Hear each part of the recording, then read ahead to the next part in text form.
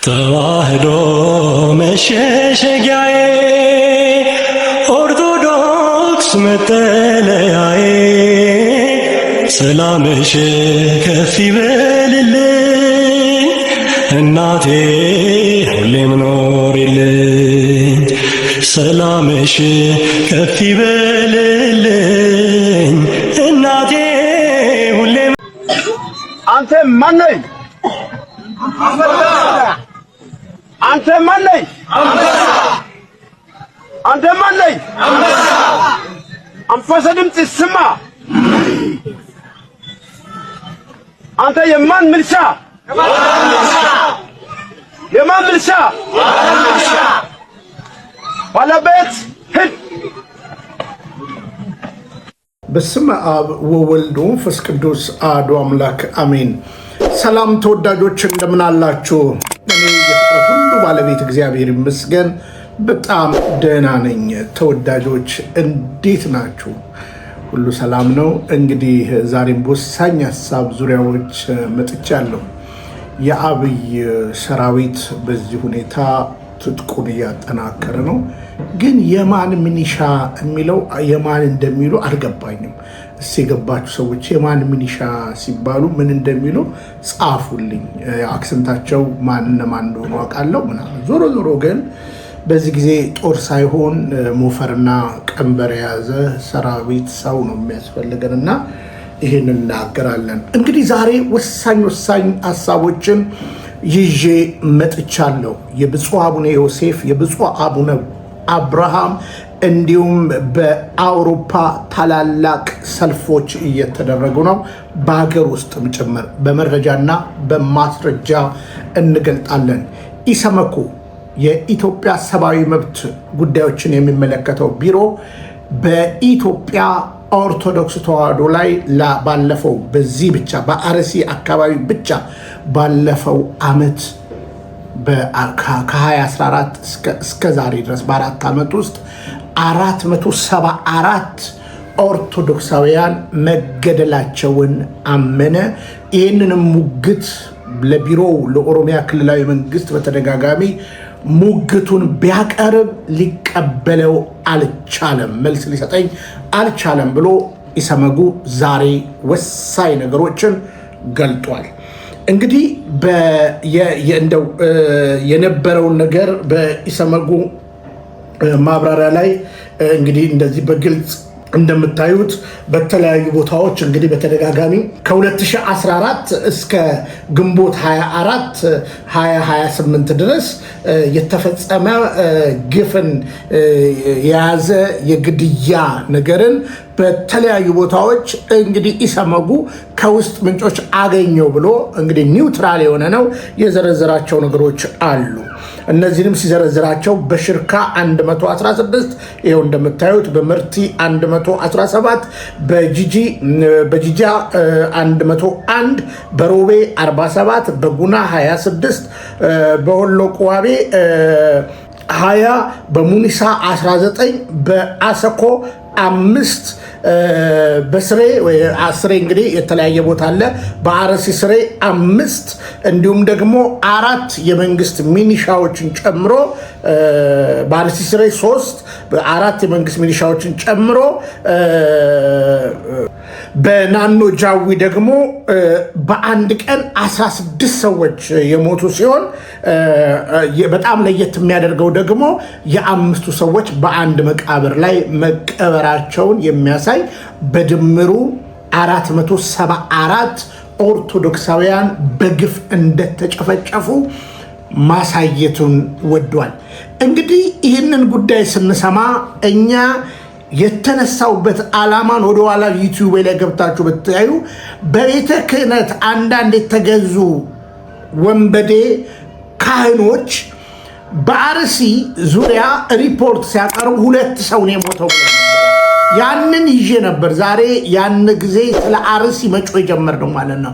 ከሪፖርቱ ተነስተን ነው እንግዲህ ኢሰመጉ በዚህ ሁኔታ 474 ኦርቶዶክሳውያን 4 ሚኒሻና 470 ኦርቶዶክሳውያን እነዚህ ሚኒሻዎችንም ውቅሩን ብናይ ኦርቶዶክሳዊ ናቸው።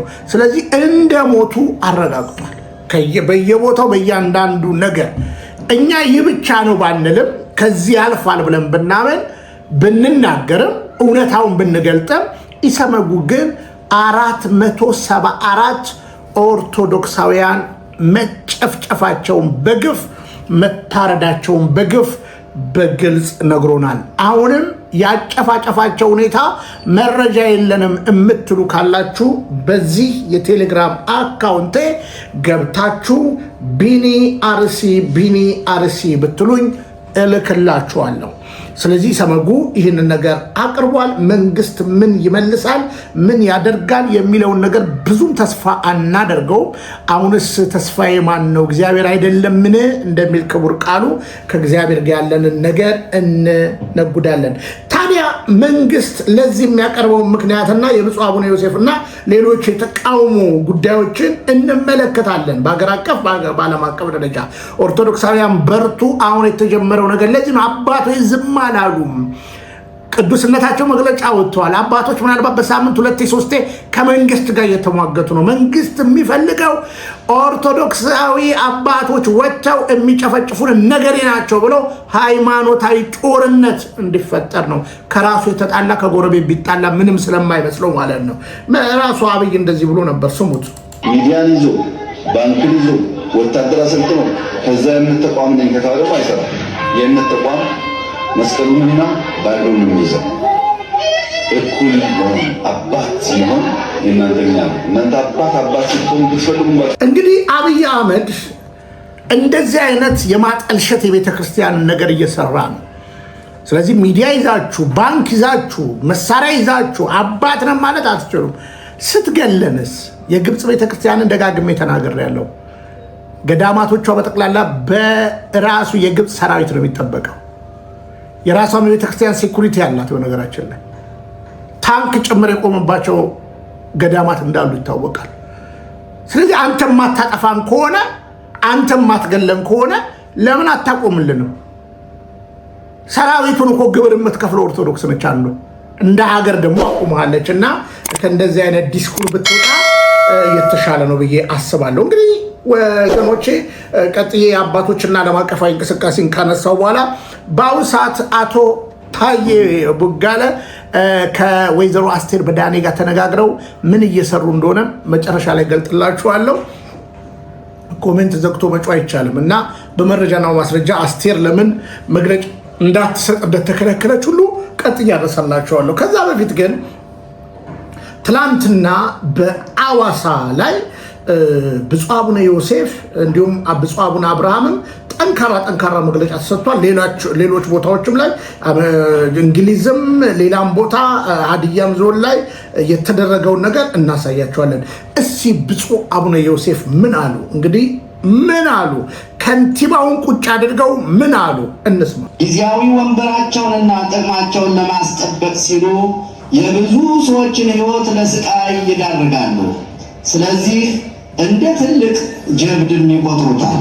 አንድ ጊንጥ ወንዝ ለመሻገር ሲፈልግ እንቁራሪትን በጀርባሽ አዝለሽ አሻግሪኝ አላት። ብትነድፈኝስ አለችው። ብነድፍሽ እኮ እኔም አብሬሽ እሰምጣለሁ አልነድፍሽም አላት። እሷም አምናው አዝላው ጉዞውን ጀመሩ። ወንዙ መሃል ላይ ሲደርሱ ጊንጡ በኃይል ነደፋት። እንቁራሪቷም ልትሰጥም ስትል አብረን እንደምንጠፋ እያወክ ለምን ነደፍከኝ ስትለው ጊንጡም ምን ላድርግ መንደፍ ተፈጥሮዬና ባህሪዬ ስለሆነ መቆጣጠር አልቻልኩም አላት። ዛሬ በኢትዮጵያ ውስጥ ያሉ አንዳንድ የጥፋት ሰዎች አገር ስትጠፋና ሕዝብ ሲያልቅ አብረው እንደሚጠፉ እያወቁ ከጭካኔና ከመከፋፈል ባህሪያቸው መመለስና መውጣት አልቻሉም። እናንተ የእፉኝት ልጆች ክፉዎች ስትሆኑ መልካም ለመናገር እንዴት ትችላላችሁ? በልብ ሞልቶ ከተረፈው አፍ ይናገራል። መልካም ሰው ከልቡ መልካም መዝገብ መልካም ነገርን ያወጣል። ክፉ ሰው ከክፉ መዝገብ ክፉ ነገርን ያወጣል እንዳለ ቅዱስ ማቴዎስ እንደጻፈልን አሁን ላይ ሁሉም ነገር ግራ የሚያጋባ ከመሆኑም ባሻገር በምትኩ ራስ ወዳድነት፣ ጭካኔ፣ ውሸትና የሌላውን ሕይወት አጥፍቶ ሀብትና ስልጣን የማካበትና የመሰብሰብ ባህል እየሰፋና እየገነነ መጥቷል ማለት ይቻላል። በዚህ ዘመን የሀገራችን ኢትዮጵያ ወቅታዊ ሁኔታ ስንመለከት በታሪክ የምናውቀውን የጨካኝ ገዥ ተግባር በግልጽ ያስነብበናል። በሀገራችን በየአቅጣጫው የሚታየው አለመረጋጋት፣ የሰላም እጦት፣ የወንድማማቾች ጦርነት፣ መፈናቀል፣ ረሃብና ፍርሃት በየደረጃው ከተቀመጡና ኃላፊነታቸውን በአግባቡ ከማይወጡ ኃላፊዎች አስተሳሰብ የመነጨ ሆኖ እናገኘዋለን። በዚህ ዘመን እግዚአብሔርን የማያውቁና የማያምኑ ሰዎች በምድራችን ላይ ስለበዙ ብዙ ንጹሐን ክርስቲያኖች ያለ ጥፋታቸው እንደ ቅዱስ ቂርቆስና ቅድስት ኢየሉጣ በእሳት ውስጥ ተጥለው በብዙ ችግር እየተሰቃዩ ያልንበት ዘመን ነው። በአሁኑ ሰዓት የሀገራችን ሕዝብ ያለበት የኢኮኖሚ ሁኔታ ልክ እንደፈላ ውሃ የሚያቃጥል ነው። የኑሮ ውድነትን መሰረት በማድረግ ድህነትና ረሃብ እንደ እቶን እሳት የብዙ ሰዎችን ቤት እየበላና እያፈረሰ ነው። ፍትሐዊነት በጎደለው መልኩ ሀገሪቱ የጥቂት ሀብታሞች መኖሪያና የብዙ ድሃ ሕዝቦች መሰቀያ መሆን የለባትም። በስልጣንና በገንዘብ የናወዙ ሰዎች ምክንያት በሚሊዮን የሚቆጠሩ ድሆች የዕለት ምግብ ማዘጋጀት አቅቷቸው በጭንቅ እሳት ውስጥ እየተቃጠሉ በመሆኑ ሰዎች አብዝተው ወደ እግዚአብሔር የሚመለሱበት ዘመን መሆን አለበት። ለድሃ ቸርነትን የሚያደርግ ለእግዚአብሔር ያበድራል፣ በጎነትንም መልሶ ይከፍለዋል እንዳለ ጠቢቡ ሰሎሞን። ቡራኬው ይድረሰን፣ ቃለ ሕይወት ያሰማልን አባታችን። እንግዲህ አባታችን ከንቲባውን የሐዋሳ ከንቲባን አስቀምጠው ነው ይህንን አቅ ሲግቱት የነበረው። ነግሬያቸዋለሁ። አባቶቻችን ጀግነዋል። ሁል ቀን ዱላ አይደለም ማሰብስ። እንዲህ ሲናገሩ ደግሞ እኛ ርቀን ያለነው እንኳን ከምንናገረው በላይ ፊት ለፊት እየተናገሩ ነው።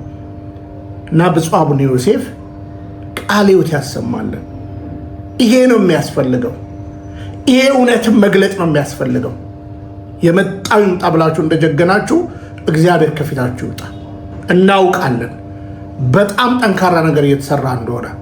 እሺ ከሳቸው ደግሞ እልፍ ስንል ብፁዕ አቡነ አብርሃምስ ምን አሉ? ክርስቲያን ሀገር የሚባለው ክርስትናው ጠፍቶ እነገሌ የማይባሉ ሁሉም እየተነሱ ሰይፋቸውን በክርስቲያን አንገት ላይ ሲያሳርፉ በበራሪም በተሽከርካሪም በተወርዋሪም በመሳሰሉት አሰቃቂ በሆኑ የሞት ወጥመዶች ሁሉ ሲሰፍን ሲያዩ ይንጠስለት የሚሉ ይመስላል። ግን ክርስትናው ደግሞ እሱ አልሆን ብሎ ነው እኛንም የተቸገረ። ራሱ ባለቤቱ ክርስትናውን ሲመሰርት የመሰረተበት መንገዱ እንድንሞት እንጂ እንድንገል ስላልፈቀደልን ይህን አሁን ብዙዎች እያወገዙት ነው። ለምን እንዲህ ትላላችሁም እያሉ ነው።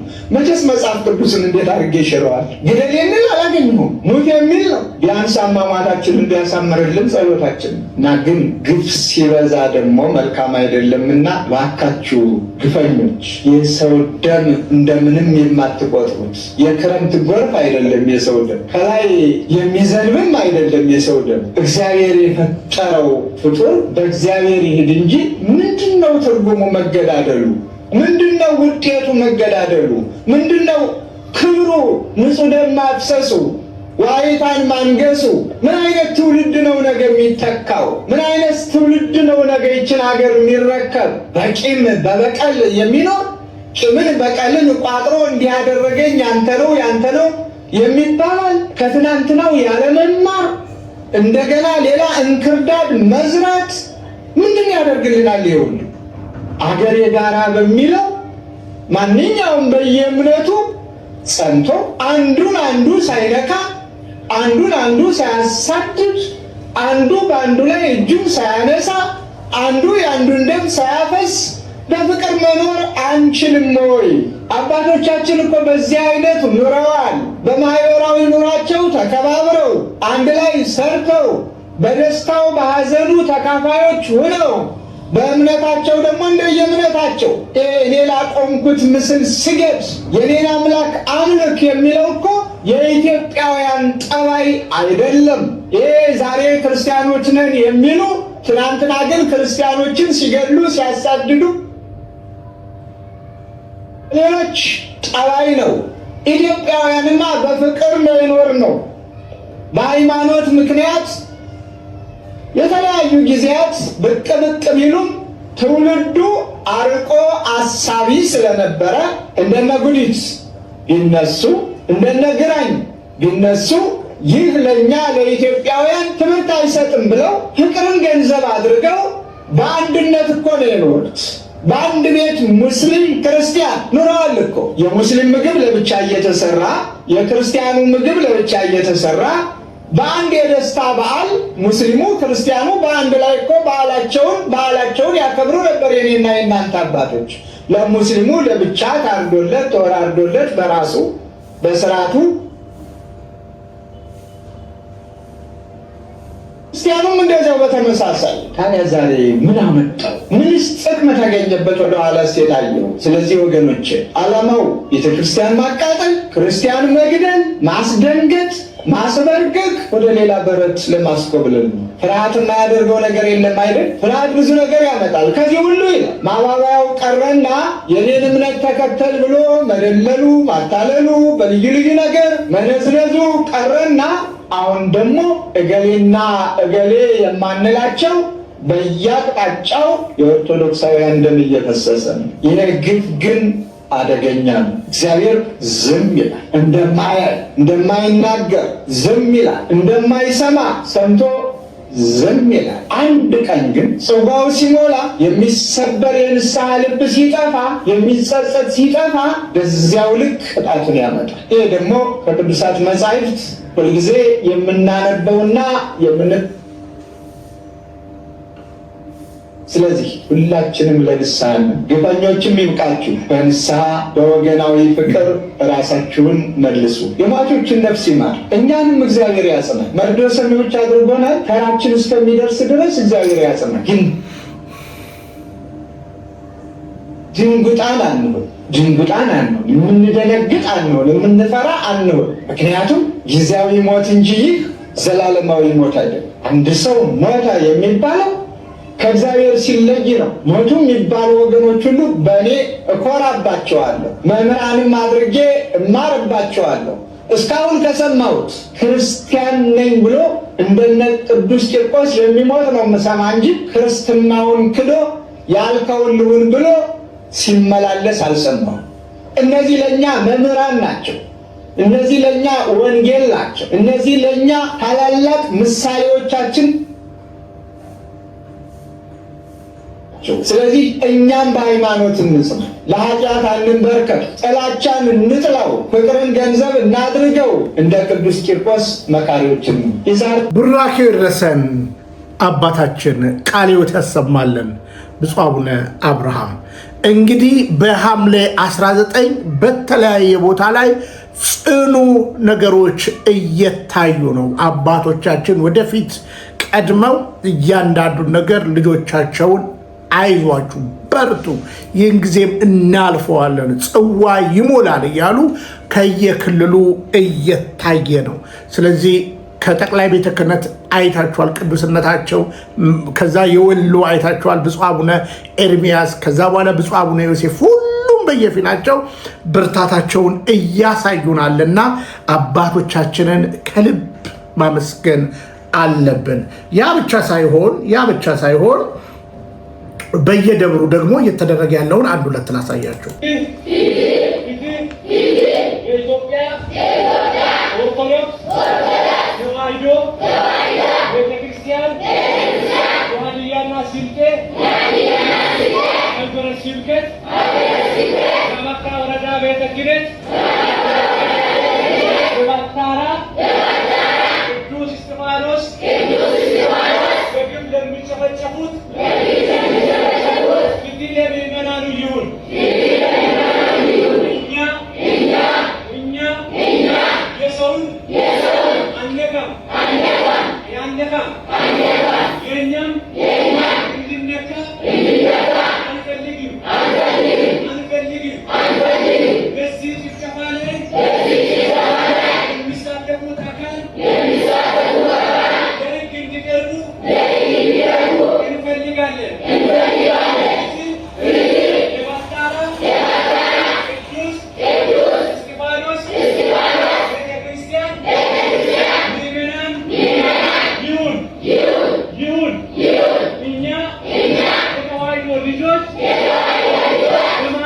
በማተባችን አንደራደርም።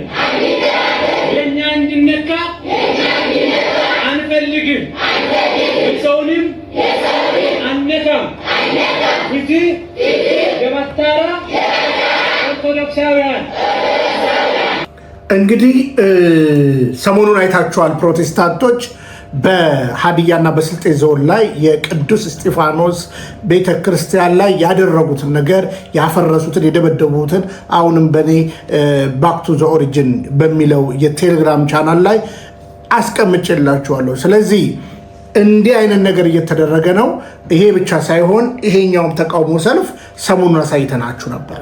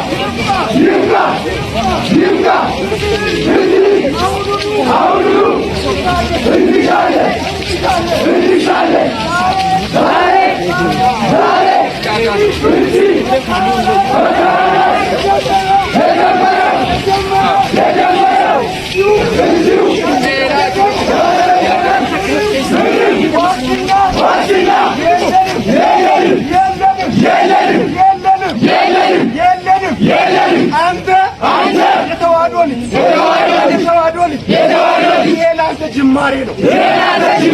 ይህንን ፍትህ ባታስከብር ነገ ላይ አርሲ ላይ ያየኸው እስከ ቤት ይመጣል።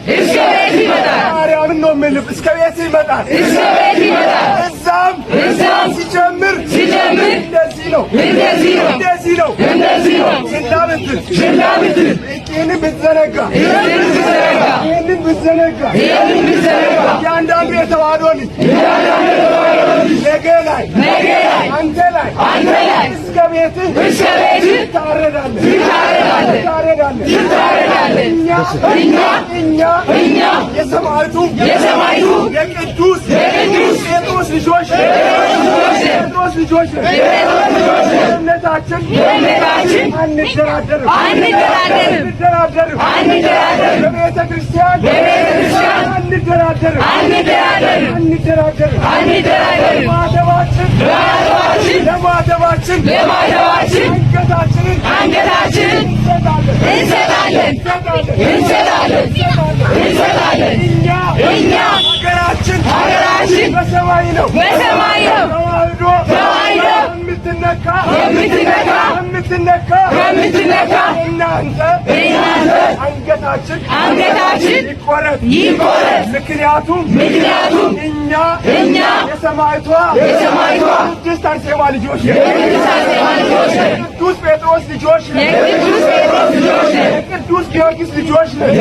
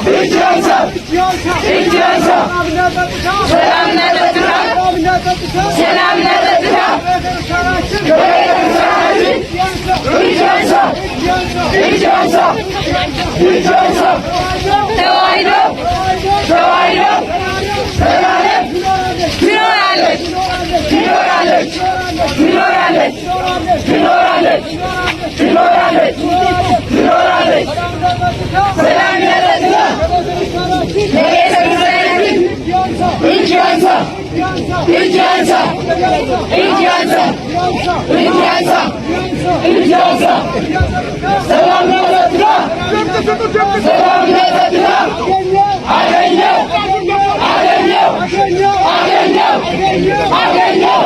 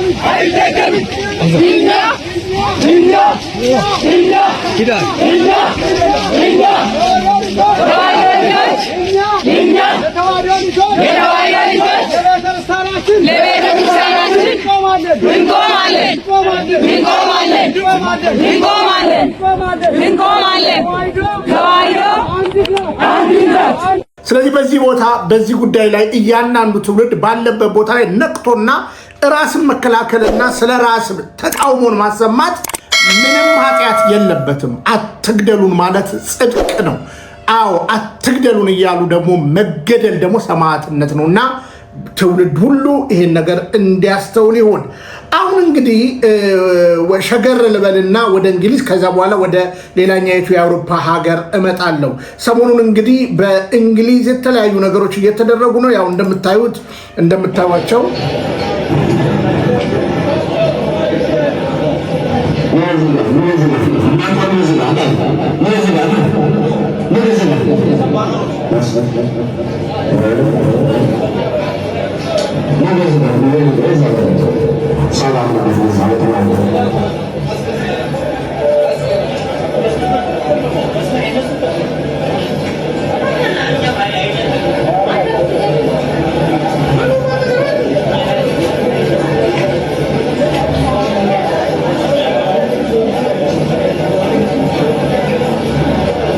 ይህ ብቻ አይደለም፣ ሌሎቹንም ላሳያችሁ። These people are the killers. These people are the genocider. Amara dying. Look, Amara dying. You do business. Amara dying. Don't touch me. Authorize the country. Amara dying. Authorize this country. Oshara banda. Atala. Hit. Amara dying. Look. You kill Amara. You kill Amara today. Look. Abiy Ahmed committed genocide. Abiy Ahmed is a killer.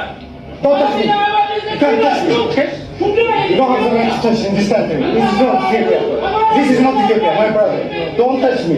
Look, no, don't touch me. Don't touch me. Don't touch I want me. to show you. Nobody Do has. business with these people. Do business with blood. Amara people. ይሄን ብቻ አይደለም፣ በደንብ ስሙ። ሰላም እንዴት አለ? የት ያለ ነው? ዛሬ ያለነው እንግዲህ ኦክስፎርድ ዩኒቨርሲቲ ባዘጋጀ አፍሪካን ኮንፈረንስ ላይ ነው ያለነው።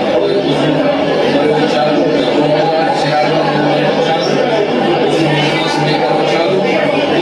ዛሬ የተገኘነው በኋላ ላይ ያው ስብሰባ ላይ እንግዲህ ያው እንደተለመደው ኦክስፎርድ አማራ ሶሳይቲ እና ያው አማራ ሚኒስትር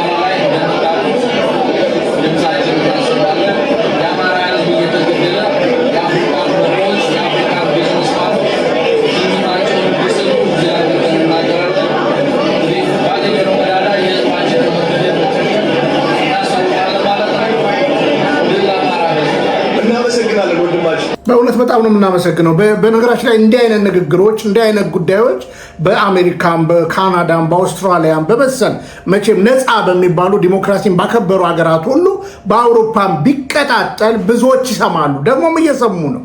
እና እነዚህ ወንድሞች እንግዲህ ስራቸውን ጊዜያቸውን ከቤተሰቤ አይበልጥም ከሀገሬ አይበልጥም። አሁን አንዳንዴ አማራው ከረንታውን አማራና ኦርቶዶክስ ነው እየተቀጠቀጠ ያለው እየተገደለ ያለው ትግሬ ነው እየተቀጠቀጠ እየተገደለ ያለው። ይሄ ወደድክም ጠላ መዋጥ አለብህ። እየተገደለ ያለው ትግሬና አማራ ኦርቶዶክሳዊ ነው እየተገደለ ያለው። ሌላውማ እንዴት ይገደላል? ሌላውማ እንዴት? እውነታው ይሄ ነው። እርግጥ ወይቮቹ ወደ ደቡብ ክልል ላይም እየተነሱ ነው። እያንዳንዱ ነገር በሲዳማም ክልል ላይ ያለውን ነገር እያየን ነው። ይሁንና እነዚህ ወንድሞች እንግዲህ እየበረቱ ነው። ከዛ በኋላ እንግዲህ የተፈጠረው ነገርን እናሳያችሁ።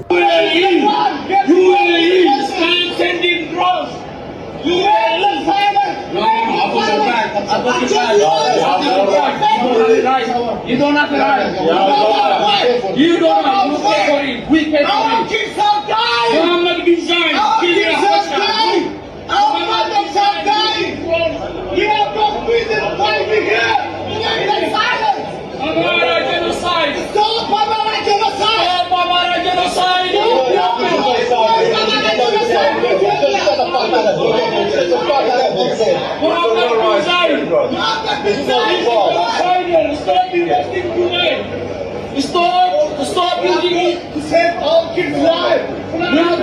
We don't have business. We have got business. He's killing in Ethiopia. Mohammed bin Zayed. Please make him silent. Mohammed bin Zayed. This is the time. 1.2 million Americans died. People are dying. Not not here for business. We is Ethiopia. Just listen. But God killing our people. Sending you drones to Ethiopia. Africa land is not for sale. Stop killing our people in Ethiopia. Stop killing our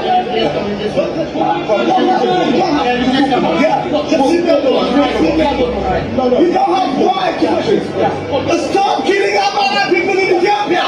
Break your silence. Break your silence. ወንድሞቻችን እንግዲህ እግዚአብሔር ያበርታችሁ፣ እግዚአብሔር ይደግፋችሁ፣ እሱ ኃይል ይሁንላችሁ። ማምላክ ወላዲተ አምላክ በምልጃው አትለያችሁ። በነገራችን ላይ እንዲህ አይነት መብት በሚጠበቅበት ሀገር ላይ መቃወም ጽድቅ ነው።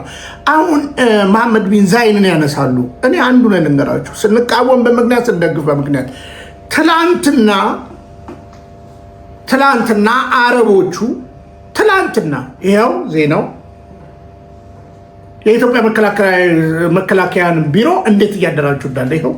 የኢትዮጵያ ሉዓላዊነት ዘመኑን በዋጀ ቴክኖሎጂ ለማስከበር ሌት ተቀን የሚለፋውን የሀገር መከላከያ ሰራዊት በአዳዲስ ምርምርና የቴክኖሎጂ ውጤቶች ለማገዝ ምርምር በማድረግ የሚታወቀው አንጋፋው የመከላከያ ዩኒቨርሲቲ የላቀ የምርምር ላቦራቶሪን አስመርቋል። ላቦራቶሪው በርካታ ዘመኑ የደረሰባቸውን መስኮች ትኩረት አድርጎ የሚሰራ ሲሆን በተለይ የሳይበር ስጋቶችን ለመቀልበስና በራስ አቅም ቴክኖሎጂን ታጥቆ ሁኔታዎችን በመተንተን የሀገር ሉዓላዊነት ማስከበር ላይ ትኩረት አድርጓል። ይህ ያካሄድነው የምረቃ ስነ ስርዓት የዘመናዊ መሰረተ ልማቶች ግንባታ መጠናቀቅን ወይም ደግሞ የረቀቁ የቴክኖሎጂ መሳሪያዎች መተከልን ብቻ የሚያበስር አይደለም። ይልቁንም እውቀትን ወደ ሙያዊ ብቃት፣ ምርምርን ወደ ፈጠራ እንዲሁም ፈጠራን ለሀገራችን አገልግሎት ወደሚውሉ ተግባራዊ መፍትሄዎች የሚቀይር አዲስ የትምህርት የሳይንስና የተቋማዊ አቅም ምዕራፍ የተከፈተበት ታላቅ አጋጣሚ ነው። ይህ ፕሮጀክት በሁለቱ ወንድማማች ሀገራት መካከል ያለውን ጠንካራ የሁለትዮሽ ግንኙነት እንዲሁም ይበልጥ ደህንነቱ የተረጋገጠ በፈጠራ የታገዘና የበለጸገ የወደፊት ጊዜን ለመገንባት ያለንን የጋራ ራዕይ የሚያሳይ የላቀ ማሳያ ነው። ዛሬ የምናስመርቀው እጅግ ዘመናዊ የሆነ ላቦራቶሪን ብቻ ሳይሆን የኢትዮጵያን የቴክኖሎጂ አቅም የሚያጠናክርና በፍጥነት እየተለዋወጡ የመጡትን የ21ኛው ክፍለ ዘመን ፈተናዎች ለመመከት ያለንን አቅም የሚያሳድግ ሀገራዊ ስትራቴጂካዊ ሀብትም ጭምር ነው። ስለዚህ እየገደሉ ያለው በግልጽ ይታወቃል። ይህን ቪዲዮ ከተሰርቆም አይደለም ከራሱ ከኢትዮጵያ ቴሌቪዥን ያገኘ ነው። እንደ ዝና ያወራዋል። እንዳልኳችሁ ሰም ድሮኗን የሚያዛት አብይ ነው። ስለዚህ አብይ ገዳይ ነው ስንል በምክንያት ነው እና አብይ አራጆች ናቸው ስንል በምክንያት ነው። ያለ መረጃ ምንም የምናወራው ነገር የለም። ስለዚህ ይሄንን ትውልድ እንዲነቃ ያደራ መልእክት ነው። የመጀመሪያው እንግዲህ አፍሪካ የአንድ ዩኒቨርሲቲ ላይ የነበረ በዓለም አቀፍ ስብሰባ የነበሩ የአፍሪካ ሹማምንቶች፣ የሂሳብ ባለሙያዎች፣ የአፍሪካ አንድነት የተወሰኑ ሰዎች እሱ ነው። ቀጥሎ እንደገና የአረቡ እንትን ላይ ነው። እነዚህ ልጆች እንግዲህ ባላቸው ነገር እኛም ከሰማዕታቶቹ አንበልጥም ብለው ባሉበት አገር ዩኬ ትልልቅ ተቃውሞ ሰልፍ እያደረጉ ነው። እግዚአብሔር ያበርታችሁላችሁም፣ ሌሎች ሀገሮችም ከዚህ ልምድ ውሰዱ እያለን ነው። እሺ ሌላ እንግዲህ አንድ የተፈጠረ ነገር አለ። እሱንም ደግሞ ከዛ ሀበሻ እንስማ። በኢትዮጵያ አርሲ ዞን ሃይማኖት ተኮር ነው የተባለውን ግድያና ጥቃት አጥብቆ የሚያወግዝ የተቃውሞ ሰልፍ ትናንት በኔዘርላንድ ዘሄ ከተማ መካሄዱ ታወቀ። የዓለም አቀፉ የወንጀለኞች ፍርድ ቤት ወይም አይሲሲ እና የዓለም አቀፉ የፍትህ ፍርድ ቤት አይሲጄ መቀመጫ በሆነችው በዚች ከተማ ሰልፉ መካሄዱ የዓለም አቀፉ ማህበረሰብ ትኩረት ለመሳብ እና የፍትህ ጥያቄን ለማስተጋባት ያለመ መሆኑን አዘጋጆቹ ለዘሀበሻ ገልጸዋል። ለተቃውሞ ሰልፉ ጥሪ ያስተላለፈው የኢትዮጵያ ኦርቶዶክስ ተዋሕዶ ቤተክርስቲያን የጀርመን እና አካባቢው ሀገረ ስብከት ሲሆን በኔዘርላንድ የሚገኙ አጥቢያ አብያተ ክርስቲያናት ደግሞ አስተባብረውታል። ከሰልፉ ስፍራ የደረሰን መረጃ እንደሚያመለክተው ከተለያዩም የኔዘርላንድ ግዛቶች የተዋጡ የሃይማኖት አባቶች፣ የኢትዮጵያ ኦርቶዶክስ እምነት ተከታዮችና ሌሎች ኢትዮጵያውያን በተቃውሞ ላይ ተሳትፈዋል። በዚሁ የተቃውሞ መርሃ ግብር ላይ የደቻ ቤተክርስቲያናት ምክር ቤት ተወካዮች መገኘታቸውን ትኩረትን ስቧል። ተወካዮቹ በቦታው በመገኘት ለተጎጆችና ለሰልፈኞቹ የአጋነት መልእክታቸውን ያስተላለፉ ሲሆን ይህም የጉዳዩን አሳሳቢነት በአገር ውስጥ የሃይማኖት ተቋማት ዘንድ ማሳየቱን ያመላክታል ተብሏል። ሰልፈኞቹ በበኩላቸው የተለያዩ መፈክሮችን አስተጋብተዋል። ከነዚህም መካከል የቤተክርስቲያን ጩኸትና አቤቱታ ይሰማም፣ ስለ ቤተክርስቲያን ዝም አንልም፣ መንግስት የዜጎችን ደህንነት የማስጠበቅ ግዴታ አለበት የሚሉት ዋነኞቹ ሲሆኑ ዋነኛ ጥሪያቸውም ዓለም አቀፉ ማህበረሰብ በኢትዮጵያ ኦርቶዶክስ ላይ እንግዲህ ዛሀበሻን የዘገበው በ24 ነው ይሄ የተደረገው ከትላንት በስቲያ ማለት ነው። እንግዲህ እንደዚህ አይነት ነገሮች እየወጡ መጥተዋል ማለት ነው። በነገራችን ላይ አንድ ወቅት ላይ ትዝ ይላቸዋል፣ ናይጄሪያ ላይ ታገቱ የተባሉት ሴቶች ትዝ ይላቸዋል አይደለ? እኛ ሀገር ግን አሁን ሰምታችኋል፣ 474 ሰው እኮ የምንለው እኮ አርሲ ብቻ እኮ ነው የምንላችሁ። አማራ ክልል ላይ ትግራይ ክልል ላይ በሚሊዮን በመቶ ሺዎች ህዝብ እየተገደለ ነው። ቅድም እኮ የአርሲን ያመጣሁት የአማራና የትግራይን እኮ አላመጣሁም። ኦርቶዶክሳዊ እየተገደለ ነው። ይህንን ጩኸት ብንጮ የጽድቅ ጩኸት አይደለም፣ የእውነት ጩኸት አይደለም። መንግስት ግን ያፌዝብናል። መንግስት ግን ይቀልድብናል። እንዴት እያለ እንዲህ እያለ አብይ ይቀልድባቸዋል። በጎረቤት ሀገር የተፈጠረው ችግር በጣም ብዙ ሰዎች በንጽጽር ኢትዮጵያ ሰላማዊና የተሻለ ኑሮ ያለባት ሀገር ሲሆን ኢትዮጵያ እንደምታውቁት ጥያቄ ያቀርባል።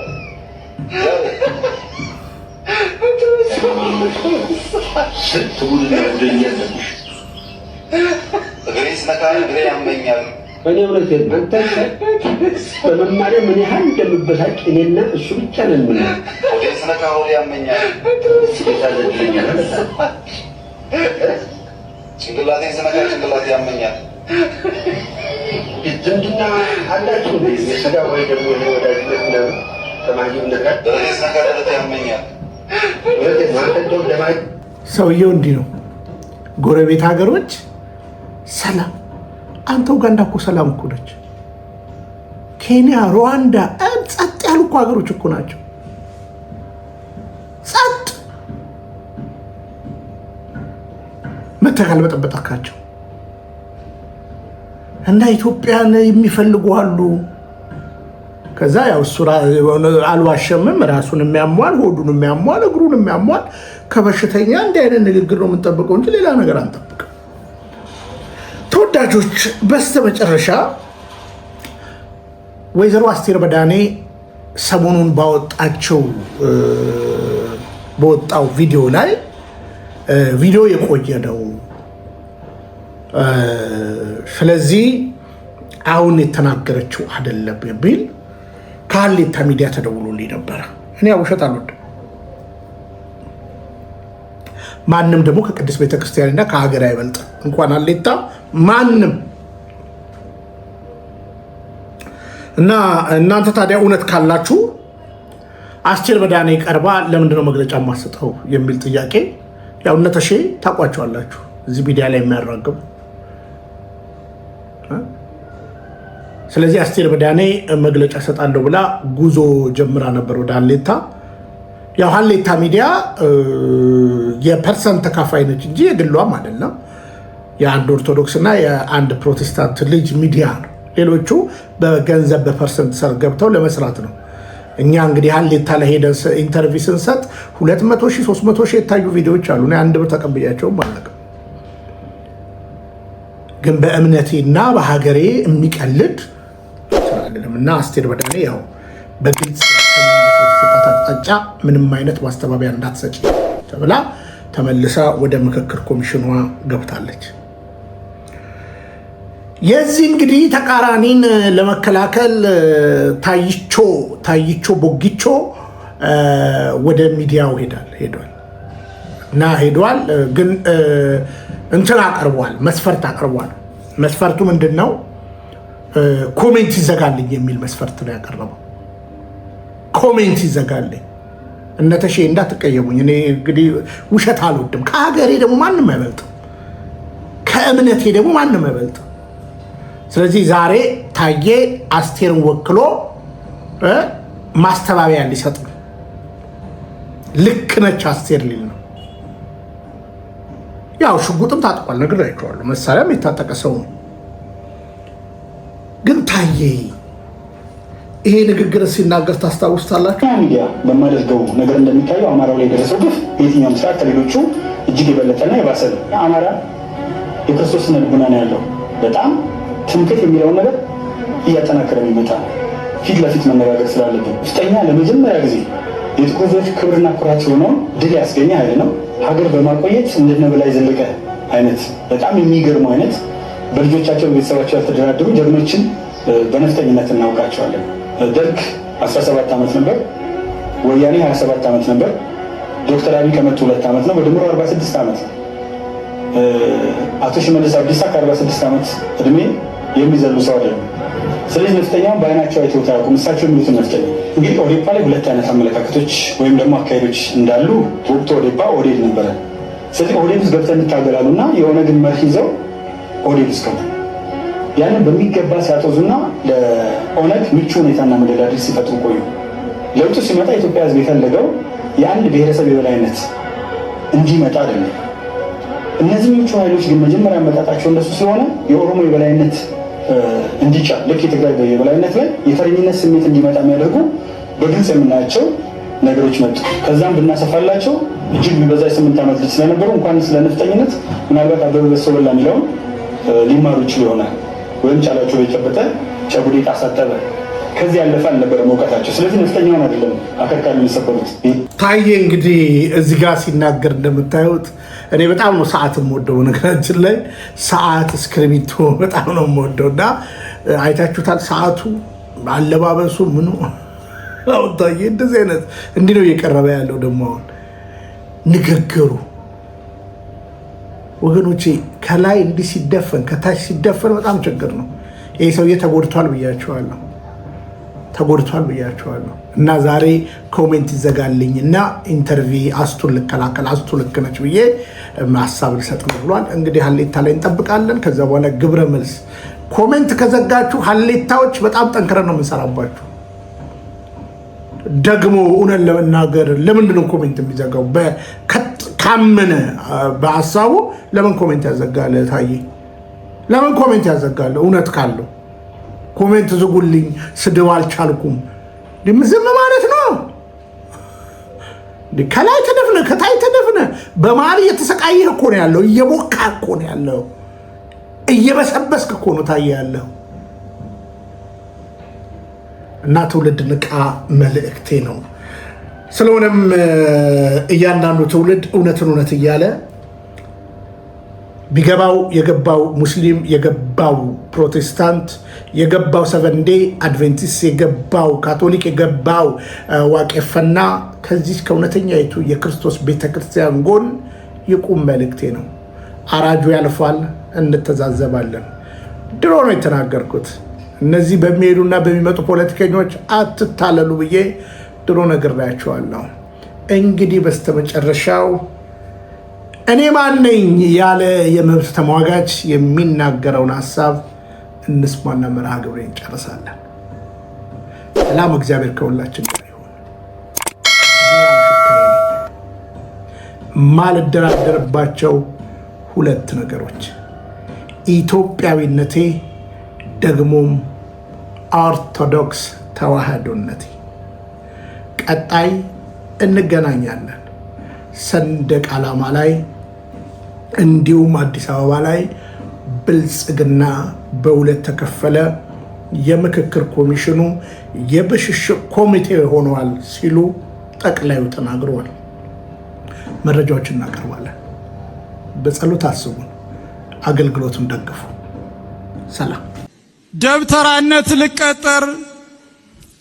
ደብተራነት ልቀጠር አዋቂነት ልቀጠር የሥራ ልምድ ቢሉኝ የዚያ ሥራ በኩር የሀገሩን ዝናብ እኛን ያዘነብነው ብዬ ምደሰኩር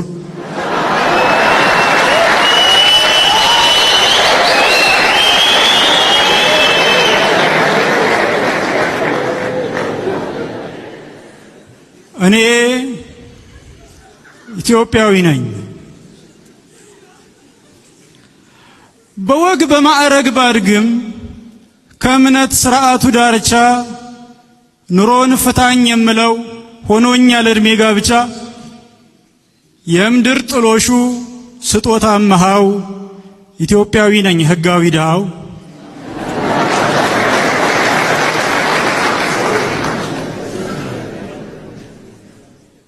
በስለት ብወለድም በስለት ቢወልዱኝም ከገዳም አድባር ተንከራተው ህመም የት ያውቀኝና በስለት ነው የምሞተው።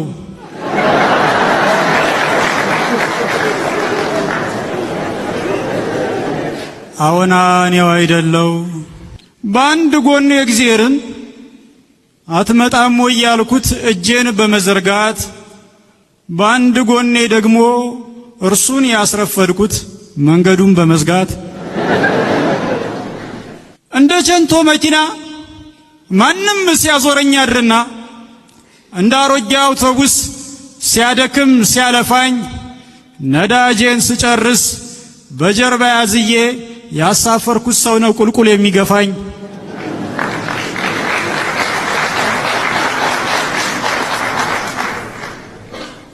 ኢትዮጵያዊ ነኝ።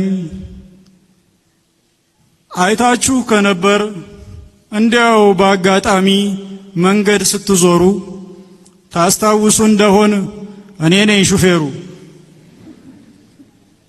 ታዲያ ምን ዋጋ አለው ህዝቡን ለማጓጓዝ ወንበሩን ብሞላው መሪውን አንቄ ወራጅ አለ ብልም አይሰማም ወያለው። የመንገዱ ነገር ቁልቁለት ከበዛው ዳገት ዳገት ካለ ጎበዝ ወራጅ አለ።